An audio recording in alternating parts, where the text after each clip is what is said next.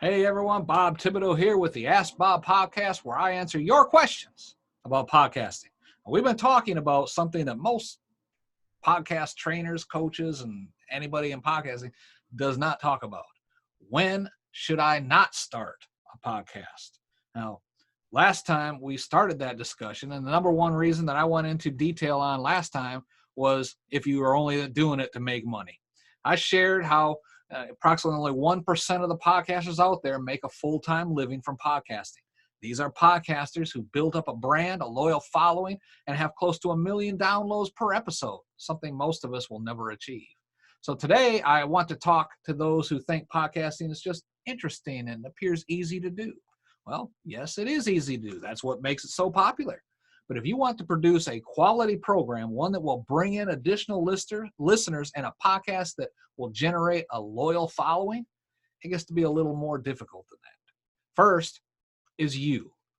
Are you a good speaker? Do you have experience in public speaking? Podcasting is a form of public speaking. If not, you might want to join a group like Toastmasters in order to get the experience in public speaking that you need. You may not notice all of the fillers you use while talking, but it'll be pointed out to you in Toastmasters groups.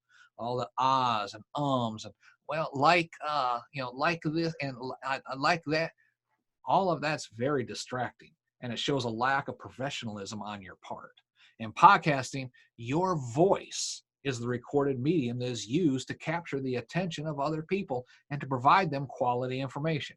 If you're unable to speak clearly, distinctly, and provide quality information in a very clear and concise manner, then your ideas aren't going to get across, and potential listeners will click off faster than you can get new people to click on.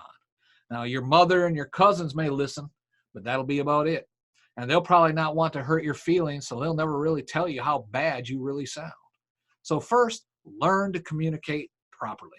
Next is the technology. Yes, it is easy to do. That is, it's easy to record. But if you want a quality program, a quality show, you have to learn to edit it properly. Adding intros and outros and editing music and editing out mistakes. It's all part of podcasting as well. And that takes time to learn how to use the proper software.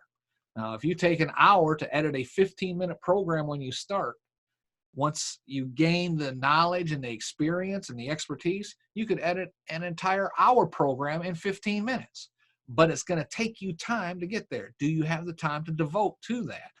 The other option is outsourcing the editing process to some third party. There's a lot of people out there who will do the edits for you. But that takes us back to the previous item of money. It will cost you money to have someone else do the heavy lifting for you. Finally, do not start a podcast just because everyone else is doing it. That's not a good reason to start a podcast. In fact, out of the 800,000 podcasts listed on Apple Podcasts, formerly iTunes, almost 200,000 have less than 10 episodes. People started to do the podcast trail and then realized it's not something they really wanted to do. And some of them spent perhaps even several $100s in equipment, buying a nice microphone and microphone boom stand and all that. As well, it maybe paid for the whole year in advance on hosting because they got a discount before they realized 10 episodes in, it's not for them. Now that microphone is just a hat rack. So my best advice, have a clear understanding of what it is you want to accomplish with your podcast. If it's just to make some extra money, think again. If it's to become popular, think again. If it's just because it's easy to do, think again. If it's just because everybody else is doing it, please think again. I hope these tips help to clarify a seldom talked about topic concerning podcasting, the reasons for not starting a podcast. Now, if you have any podcasting questions with you, send them along to me. You can leave your questions in the comment section below. But again, a better way of communicating them to me and letting me know quickly what your question is by going to the website, podcast-training.com/contact, or just click in the contact form at the top of the website. Fill out the form, send your question to me. If your question is used on this podcast, on the Ask Bob program, I will give you credit for bringing it to my attention. And you'll receive a free download of my book, The Complete Guide to Podcasting. It's a $37 value. I'll send it to you free just for asking Bob a question.